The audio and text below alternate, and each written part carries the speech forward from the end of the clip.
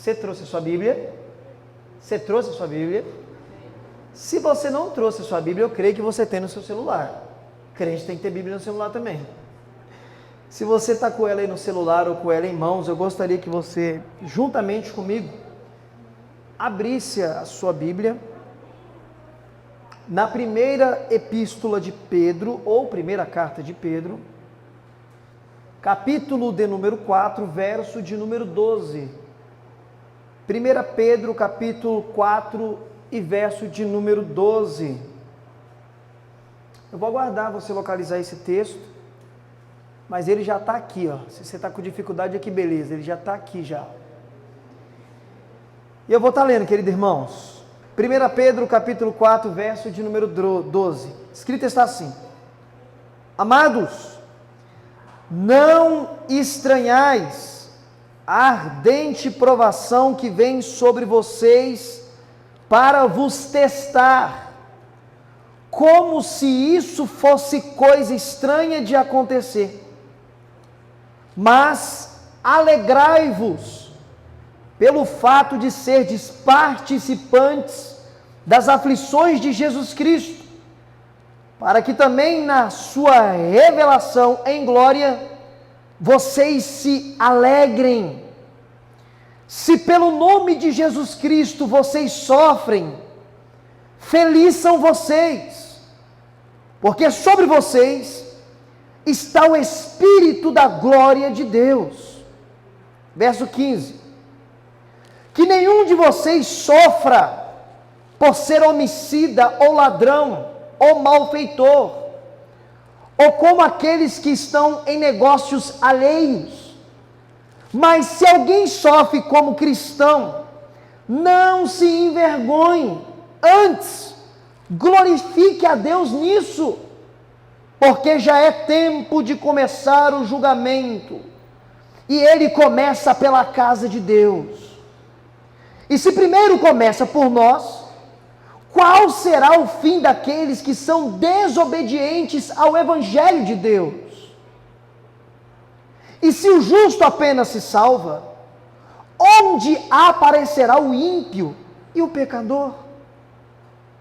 Porque também os que sofrem, os que padecem, segundo a vontade de Deus, eles encomendam a sua alma ao fiel Criador, e assim fazem bem. Amém? Por gentileza, não feche a sua Bíblia. Permaneça com ela aberta no texto que lemos, para que você possa acompanhar toda a exposição. Igreja de Deus, na noite de hoje eu gostaria de trabalhar com vocês com um tema: o sofrimento na vida do cristão. Porém, antes de trazermos a exposição desse texto à luz desse tema, eu gostaria de rapidamente falar um pouquinho do escritor deste documento. De forma unânime, entre a classe dos estudiosos, dos eruditos, dos teólogos, acredita-se que o apóstolo Pedro escreveu essa carta. Quem foi o apóstolo Pedro? O apóstolo Pedro, ele era um homem de Betsaida, que viveu boa parte da sua vida em Cafarnaum, e era um pescador, que através do seu irmão André, conheceu o Senhor Jesus, e Jesus o chama para ser pescador de homens. O apóstolo Pedro, ele é o clássico cristão. E se você deseja encontrar um caráter de um cristão, que às vezes ele vai muito bem com Jesus, mas às vezes ele está meio que naufragando na fé, você pode encontrar isso no apóstolo Pedro. Se não, vejamos. Ele recebeu uma dádiva de Deus de liderança, e isso é ponto passivo. De tal forma que o segundo personagem mais citado dos evangelhos depois de Jesus, apóstolo Pedro. Ele exerceu tamanha liderança que quando os evangelistas Mateus, Marcos, Lucas e João vão fazer referência aos apóstolos de Jesus, sempre eles escrevem Pedro, Tiago e João. Pedro e os apóstolos. É ponto passivo que ele era líder. É tão verdade que o próprio Jesus Cristo diz para ele, quando Jesus o restaura, porque ele negou, mas Jesus o restaurou: apacenta minhas ovelhas. E por um bom tempo ele foi pastor da igreja de Jerusalém. Em Atos dos Apóstolos, na descida do Espírito Santo com poder, quem levanta e prega um sermão poderoso que vai render 3.000 almas ao Evangelho? Apóstolo Pedro. Quem realiza mais sinais de Atos 1 até Atos dos Apóstolos capítulo 10? Apóstolo Pedro. Quem é aquele que vai abrir a porta do Evangelho e da salvação para os gentios? Lá no capítulo 8 com Samaria e lá no capítulo 10 de Atos com Cornélio? Apóstolo Pedro. Ponto passivo. Grande líder. Grande influenciador. Grande apóstolo de Jesus Cristo. Quando ele se debruça para escrever este documento, primeira carta do apóstolo Pedro, que se dá por volta do ano de 62 a 63 da era cristã, a igreja primitiva estava ainda enfrentando uma grande perseguição desencadeada pelo martírio de Estevão. Após Estevão ser martirizado, viram que aquilo alegrou os judeus e toda a cidade, teve uma grande agitação e a igreja se espalhou, fugiram. De tal forma que quando você lê o primeiro capítulo dessa carta, ele fala quem é aqueles que vão receber a carta. Ele diz, os dispersos do Ponto Galácio, porque a igreja fugiu. Então ele escreve para uma igreja perseguida, cristãos que estão fugindo. E ele vai trazer inúmeros conselhos, mas no capítulo 4, na sua segunda sessão, que vai do verso 12 ao verso 19 que lemos, ele vai trabalhar um ponto importantíssimo, que muito cristão ainda nos dias de hoje não entendeu e por isso sofre dobrado, que é o sofrimento na vida do cristão. Infelizmente, muitas pessoas prometem para novos convertidos aquilo que o próprio Cristo não prometeu. Muitos dizem, não venha para Jesus Cristo que a sua vida vai ser de vento em polpa e só bênção e vitória. Mentira!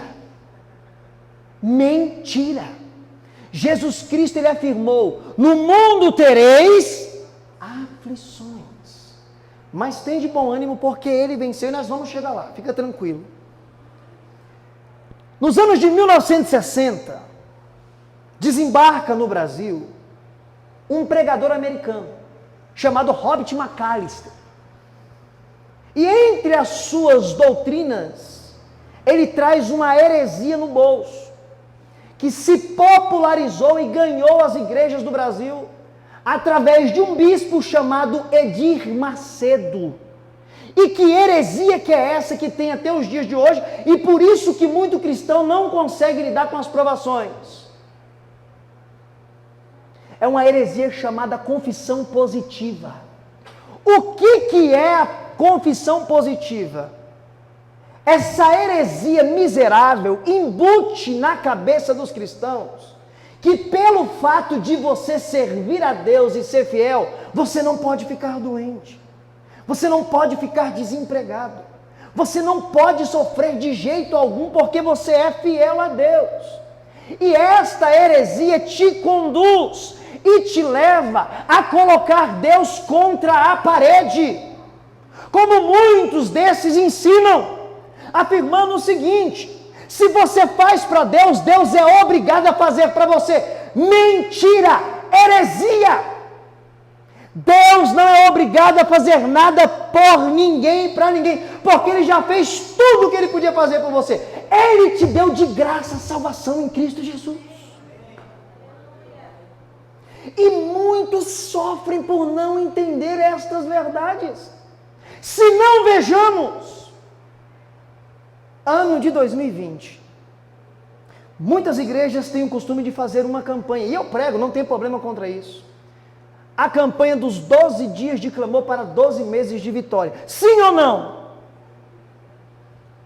Nós oramos por 12 meses de vitória, mas nós fomos pegos de assalto com uma pandemia global. E aí muitos se perguntaram, mas não valeu de nada a nossa oração? Porque toda a igreja orou, toda a igreja suplicou, o que aconteceu? Nós precisamos entender de uma vez por todas que foi isso que nós lemos aqui, nós vamos trabalhar. Mesmo orando com fé, há pontos que já estão decretados e determinados por Deus que nem a oração pode mudar. A oração pode mudar algumas coisas, mas tem coisas que ela não muda. Já é decreto de Deus. Dê mais exemplos. Vai surgir um homem chamado anticristo. Por mais que a igreja ore para que ele não surja, ele vai surgir porque está profetizado. A pandemia nada poderia impedir porque estava profetizado. Mateus capítulo de número 24. O que vai preceder a vinda de Cristo? Grandes pestes. E muitas pessoas, por não entender o sofrimento na vida do cristão, querem colocar Deus na parede e sofrem dobrado. O reverendo acabou de falar aqui. Milhares ainda estão chorando, angustiados por conta do resultado das eleições. E mais uma vez a igreja orou, a igreja pediu, a igreja escolheu o seu candidato. 58 milhões de pessoas orou pedindo um candidato, mas não foi eleito o candidato que a igreja pediu. E muitos não conseguem lidar com isso e até naufragam na fé, falando que Deus nos esqueceu, que Deus nos abandonou, quando que na verdade não é isso que ensina a Escritura. Eu acabei de falar para você e vou repetir, não é a nossa vontade que vai ser estabelecida. Mateus capítulo 6 e verso 10, seja feita a tua vontade, no céu como na terra. Daniel capítulo 2, verso de número 21, é Ele que tira rei, é Ele que coloca rei. E muitos sofrem dobrado por não entender estas verdades. E vão pelo caminho da confissão positiva. Deus tem que fazer, eu determino. Quem aqui tem poder para decretar alguma coisa? Não sou eu que estou assentado em um alto sublime trono, é Deus, e é Ele que tem todo o poder. Meus queridos irmãos, veja o que esse apóstolo fala aqui. E vai totalmente contra essa teologia maldita que está no meio da igreja. Olha como ele começa dizendo, não estranhais a ardente, a grande provação que vem sobre vocês, como se isso fosse uma coisa estranha de acontecer. O que ele está ensinando? Que a vida do cristão é repleta de grandes provações. Seria muito estranho você ser um verdadeiro e genuíno cristão e não ter provações. Aí sim seria estranho. Mas se você vive enfrentando grandes provações e turbulências, glorifique a Deus porque você é um verdadeiro cristão. Isso é tão curioso que eu fico pensando, reverendo Wesley, se essa teologia fosse correta, que eles ensinam, se sua vida está errada, tem um pecado escondido, você está em falta com Deus, você não é abençoado por Deus. Pensando nessa teologia maldita, que não entende que o cristão também sofre. Eu olho para a vida do apóstolo Paulo e imagino que ele seria o pior homem, o mais miserável do mundo, se ele vivesse nos dias de hoje. Apóstolo Paulo, quando ele se converte e começa a pregar o evangelho, ele tem que fugir de Damasco na calada da madrugada dentro de um cesto para não ser assassinado. Apóstolo Paulo, quando foi levado para Jerusalém, a igreja não quis recebê-lo, ele foi enxotado de Jerusalém. 14 anos no anonimato, e quando começa a pregar na sua primeira viagem missionária, ele é apedrejado na cidade de Listra e arrastado para fora, dado como morto.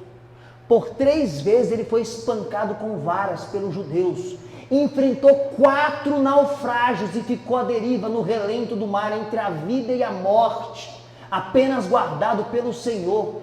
Enfrentou pelo menos 3 prisões e na última prisão como velho idoso, acusado injustamente por ser um incendiário de Roma, sozinho, só assistido por Deus. Dentro desta teologia, este homem, que é considerado um dos maiores homens de Deus, o maior implantador de igreja, o maior teólogo, o maior missionário, dentro dessa cosmovisão, ele seria um miserável falido, mas segundo a Bíblia, ele foi um vitorioso em Cristo Jesus, porque ele diz: tudo isso que me aconteceu foi para a glória e proveito do Evangelho. E tem cristão que não sabe lidar com a provação. E olha o que esse apóstolo diz: não estranhais a ardente provação que veio sobre vocês, para vos testar. E no verso de número 3 ele continua dizendo: quando isso acontecer, alegrai-vos, fique alegre. Que parece um paradoxo, né? Como que eu vou me alegrar no dia mau? Como eu vou me alegrar quando eu sofro? Claro que o contexto de sofrimento que ele está falando aqui, quando você é perseguido por Cristo. Nós enfrentamos algumas espécies de perseguições por Cristo, mesmo que sejam pequenas, não chegue ao pé de igualdade que eles estavam enfrentando aqui, que corria o risco de vida, mas nós enfrentamos. E eu estou enfrentando uma por esses dias, por conta de um vídeo meu. Uma galera que trabalha comigo meio que virou a cara por conta de uma posição conservadora que eu defendo como cristão, e não falam mais comigo. E quando isso aconteceu, eu me alegrei. Mas por quê? Eu não fiz nada contra eles, eu só preguei a verdade. Se eles não querem falar comigo, é opção deles, eu estou em paz. É uma perseguição por conta do Evangelho, não neste nível, mas é uma perseguição ideológica por conta do Evangelho. E o apóstolo diz: quando isso acontecer, alegre-se, fiquem felizes por sofrer por Cristo Jesus. Se você já enfrentou qualquer tipo de perseguição ou afronta por conta de Jesus, não fique triste, não se sinta humilhado, não se sinta para baixo. Faça como o apóstolo diz: fique feliz e alegre por sofrer pelo nome do Senhor Jesus Cristo. Ele continua dizendo que os verdadeiros cristãos, quando estão sofrendo, quando estão sendo testados e provados, tem algo que vem sobre a sua vida, que é aí que esses que vão por essa teologia maldita não conseguem entender, mas você entende. Ele diz que quando estes momentos chegam, verso de número 14, quando você sofre, o Espírito Santo de Deus vem sobre você. E é por isso que os verdadeiros cristãos conseguem passar por provações gigantescas, sem murmurar, sem arrancar os cabelos, sem pular da ponte, sem se jogar na frente do carro. É por isso que quando você está enfrentando grandes tribulações e provações, você ainda consegue dormir. De alguma forma você ainda encontra paz para dormir. Que outras pessoas normais, que não têm o auxílio desse Espírito aqui, já teria se suicidado, já teria dado cabo da vida deles, mas de forma gloriosa e divina, você consegue passar por isso, porque o Espírito Santo de Deus está sobre a sua vida. Entendam a verdade. Você não passa por essas provações e sai delas vitorioso ou vitoriosa, porque você é forte, não. Porque você é bonzão, não. Você só consegue sair vitorioso dessas grandes provações porque o Espírito Santo de Deus continua sobre a sua vida, te auxiliando, te guardando, te ajudando, te guiando e trazendo para o seu coração a paz de Cristo que excede todo o entendimento. As pessoas veem que você está passando e não conseguem entender como você ainda dorme, como você ainda vive, como você não ficou com depressão, mas é porque a paz de Cristo, ela reina em seu coração. Primeiro ponto: não estranhais a ardente prova que vem sobre você. É normal o cristão ter provações. E aqui é muito curioso, e muitas pessoas não entendem. Você pode usar o termo que você quiser, ou é Deus que manda mesmo, é Deus que permite. Eu não vou entrar nesse embaraço teológico, não vou entrar nesse mérito. Mas uma coisa é verdade: Satanás ele tem uma convicção, que ele não pode tirar a sua salvação. Ele não consegue tirar a salvação de ninguém. Cristo nos garantiu isso. Evangelho de João, capítulo de número 10. As minhas ovelhas estão nos meus braços e ninguém pode arrancar ela dos meus braços. Satanás não pode, nas mãos de Jesus Cristo, arrancar você de lá. E ele sabe disso. Mas ele pode fazer com que a sua salvação seja penosa, trazendo todo o embaraço que ele pode tentar trazer, para que a sua caminhada seja dolorosa às vezes. E às vezes o próprio Deus permite. Já leste o livro de Jó? Ele permite, mas por que Deus permite essas provações, pregador? Deus, ele é masoquista? Ele gosta de nos ver sofrer? Não! Simplesmente para saber aonde está o seu coração. O reverendo Wesley sabe que eu tenho dificuldade com alguns tipos de louvores, principalmente os que saem nos dias de hoje, por conta do conteúdo da letra de alguns louvores, que vai só pelo caminho do triunfalismo, massagear o ego do homem. Por isso que eu gosto muito desses louvores antigos que foram cantados aqui hoje, louvores da harpa, porque ainda tem letra que está de acordo com a Bíblia. Mas tem um louvor em especial que eu concordo com a letra dele, que tem a ver com isso.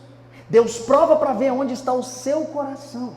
E esse louvor fala o seguinte: eu não adoro ele pelo que ele pode fazer, eu adoro ele pelo que ele é, e ele é Deus. Não importa se eu estou bem ou se eu estou na prova, o meu papel como verdadeiro cristão é ser fiel e continuar adorando a Deus. No vale ou na montanha, seja onde for, o papel do verdadeiro cristão é render glórias a Deus, não importa a situação. É o que o texto está dizendo. Está passando uma grande provação, um grande sofrimento, se alegre. Quem está alegre glorifica o nome do Senhor. Não se espante pela grande provação que veio sobre vocês, como se isso fosse estranho de acontecer.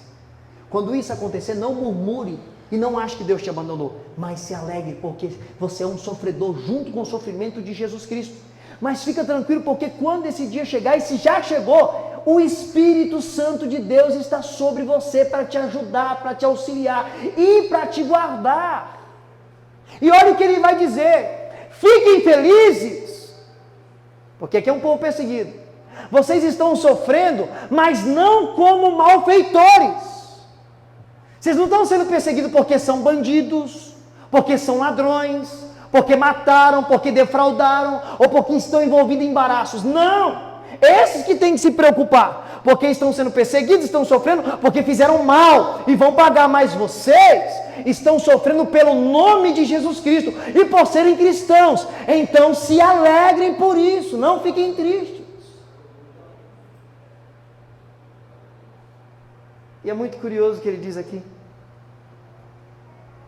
no verso de número 15, ele fala essas verdades. No verso de número 16 é o que ele diz: não se envergonhe de sofrer, mesmo sendo você cristão. Você já viu aqueles cristãos que às vezes fica desempregado, tem vergonha de falar que está desempregado? Ah, não posso falar isso. O que vão pensar de mim? Eu sou crente. Você já viu aquele cristão que fica doente? E o cristão não está imune de ficar doente. Deus cura, tá, pessoal? Não sou contra isso daí não, eu creio piamente. Mas cristão também fica doente. Porque está escrito que o sol nasce para o ímpio e para o justo. Tudo que acontece com o justo acontece com o ímpio. Tudo que acontece com o ímpio também pode acontecer com o justo. Tudo dentro de uma vontade soberana de Deus. E aí tem cristão que fica doente, tem vergonha de falar, de pedir oração. Mas eu sou crente, o que vão pensar? Sabe por quê? Porque outra teologia miserável dos amigos de Jó ainda está na cabeça da igreja. Se o irmão estiver passando alguma dificuldade de provação, está em pecado. Tem alguma coisa escondida, está errado. Heresia! Nem tudo nessa circunstância é pecado. Olha que Deus que prova. É Deus que também testa a sua igreja.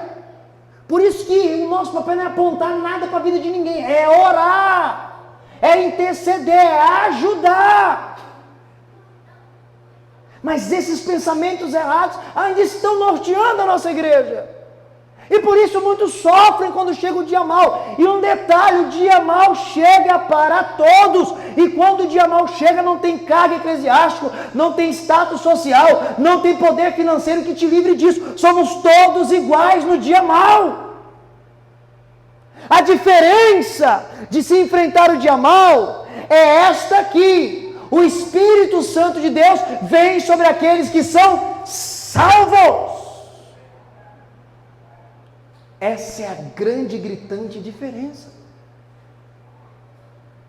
Então não se envergonhe quando você estiver em alguma situação delicada, seja de enfermidade, seja de necessidade, não se envergonhe, faz parte da vida do cristão. Precisamos entender essas verdades, porque se um dia esse dia chegar para mim, para a sua vida, iremos sofrer dobrado se não entendermos estas verdades claríssimas na Escritura. Tanto que o apóstolo Paulo ele diz: eu sei estar bem com Cristo tendo muito, também sei estar bem com Cristo não tendo nada. Eu sei estar bem com Cristo tendo a barriga cheia, também sei estar bem em paz com Cristo mesmo quando eu não tenho nada para comer. Eu sei estar em paz com Cristo quando a minha despensa está cheia, eu posso doar para o meu próximo. Também sei estar bem confiando em Cristo quando eu não tenho um pacote de arroz dentro da minha despensa. Em todas essas coisas nós somos mais do que vencedores. Meus queridos irmãos, o sofrimento faz parte da vida do cristão. Não se entristeça quando isso acontecer, porque se isso acontecer, é um sinal que você é um verdadeiro e genuíno cristão. Ao contrário do que é falado. Quando você está passando por essas provações, é porque realmente você é crente. Ele diz: isso não é estranho. Estranho seria você não passar por isso sendo crente. Aí seria estranho. Mas fique tranquilo, porque o Espírito Santo está sobre você para te ajudar a passar por essas situações. Você não sofre como sofre o ímpio por conta das consequências do pecado deles. Ainda que pecamos, ainda fugimos da aparência do mal e do pecado consciente. O pecado da nossa vida é acidental. Mas Cristo nos purifica desse pecado todos os dias quando pedimos perdão. E não é para se envergonhar quando as provações chegarem, é para se alegrar. E olha como você vai entender claramente que isso aqui nesse contexto está vindo de Deus. Olha o que ele diz: se o julgamento começa pela casa de Deus, Deus por muitas vezes começa julgando os seus próprios filhos. E ele diz o seguinte: se começa por nós que temos o Espírito Santo, que somos auxiliados, que somos guardados, que somos poupados de muitas coisas, o que será do ímpio? É o que eu acabei de falar. A provação chega, você sai mais forte. E muitas vezes Deus te coloca em provações, sabe para quê? Deixa eu te dar um detalhe aqui que muitas pessoas também não entendem. Você pode aconselhar alguém a andar por um caminho se você nunca passou por esse caminho? Não, você não conhece esse caminho. Mas quando você trilha esse caminho, você tem testemunho para falar: eu passei aí, eu sei como que é assim, assim, vai por aqui. A aprovação, ela não vem para te destruir. A aprovação vem para te aprovar. Se você está sendo provado por Deus, é porque você vai ser aprovado por Ele. Lembre-se das palavras do apóstolo: não virá tribulação, não virá tentação, não virá provação sobre vocês que não seja humana. E Deus não deixará vocês ser tentados e provados acima do que vocês possam suportar. Vindo a tentação, vindo a provação, Deus também dará o escape. Nós precisamos entender essas verdades, porque também não sabemos o que nos aguarda imediatamente. Futuramente eu sei, porque a Bíblia já me garante. E nós precisamos estar prevenidos sobre isso. Não espere mar de rosas. Segundo a Bíblia Sagrada, tem que piorar e piorar muito para se cumprir as profecias, mas vamos chegar lá. E olha como ele vai encerrar essa sessão extraordinária que toda igreja precisa entender. Quando eu falo toda igreja geral, porque muitos não entendem essa verdade. Olha o que ele diz: quando você é um verdadeiro cristão, os salvos, a salvação do justo é com muita dificuldade, porém estes que estão passando por tudo isso daqui, sendo provado, sendo afrontado, com dificuldade, vivendo tudo isso, eles encomendam, eles entregam a sua alma ao Senhor Jesus. Isso daqui é fé, confiança. Eu quero trazer um testemunho para vocês. Eu tenho uma parente em São Paulo, agora, hoje, passando por um momento delicadíssimo, enfrentando um câncer terrível. E infelizmente ela faz parte deste segmento que embutiu essa heresia na cabeça dela. E eu tento confortá-la com a palavra de Deus, não negando que Cristo pode curá-la, porque Ele tem poder, Ele faz quando Ele quer, mas também Cristo pode levá-la, mas ela não se mostra preparada. Esta verdade que está nesse texto não governou a vida dela. ela fica amaldiçoando. Ao invés de descansar e crer e confiar, não. Eu não aceito, eu determino, é coisa do diabo, é coisa do cão. É isso que essa heresia traz para a cabeça de muito cristão, por não entender essas verdades claras na Escritura. Reverendo Wesley sabe, minha esposa sabe, que no ano de 2019 eu fui acometido de uma enfermidade. Eu perdi 16 quilos. Estou me recuperando aos poucos. Eu não sabia o que ia acontecer, se ia evoluir, se ia para algo mais grave, uma doença no estômago. E é uma doença que eu fui reincidente, já tive lá atrás, em 2009. Mas eu lembro que quando eu fui acometido com essa doença em 2009, eu me descabelei, porque eu não estava em Cristo. Eu cheguei a dar soco na parede de cabeçada, porque eu estava perdido. Mas quando eu tive essa reincidência em 2019, e Deus me levou neste texto, eu descansei em Cristo Jesus. Eu falo isso com o coração aberto para a igreja, para vocês que são meus irmãos. Eu fiquei em paz, tranquilíssimo. Porque se Jesus me levasse através daquela enfermidade, bendito seja o nome dele, eu estaria nos braços do meu Redentor. Mas se ele me curasse como ele tem feito, bendito seja o nome dele, eu continuo nos braços do meu Redentor, porque essas verdades já governam a minha vida. Eu estou seguro nele, eu estou firmado nele, a minha alma está encomendada a ele, bendito seja ele. Quando essas verdades te governam, você consegue viver em paz em qualquer circunstância da sua vida. Tanto no dia bom como no dia mau, você está em paz porque a sua alma está encomendada a Jesus Cristo de Nazaré. Eu não poderia terminar esse sermão sem falar de uma grande perseguição que aguarda toda a igreja, que não sabemos quando ela vai começar. Ela se chama grande tribulação, como nunca houve e nunca haverá. E assim como esses cristãos que foram perseguidos nos tempos de Pedro, nos tempos de Paulo da igreja, haverá novamente uma grande perseguição mais feroz, mais terrível e mais cruel. Eu não sei se eu estarei vivo nesses dias. Oxalá que eu esteja. Oxalá que eu esteja. E se essa perseguição chegar e bater na porta do Brasil, ela vai chegar e vai bater na porta do Brasil. Se eu estiver vivo, eu serei muito privilegiado. Queima no meu coração a verdade inquestionável. Eu tenho para mim, igreja, que não tem maior honra na terra dos homens. Não existe maior privilégio na terra dos homens do que morrer pelo nome do meu Senhor. Se Deus preparou para mim o cálice do martírio, eu tomarei esse cálice com muito orgulho. Não tem honra maior do que você morrer pelo nome do seu Senhor. Talvez isso espante alguns. E até compreendo o espanto de alguns.